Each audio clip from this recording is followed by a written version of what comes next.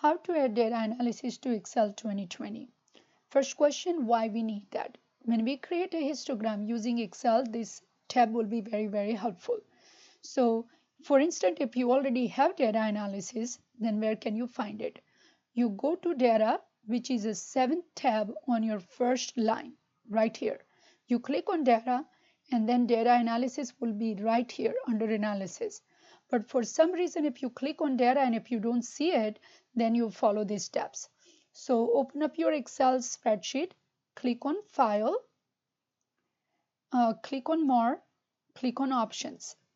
Now some of these steps were not showing up in your video, so I take a screenshot and I pasted it there.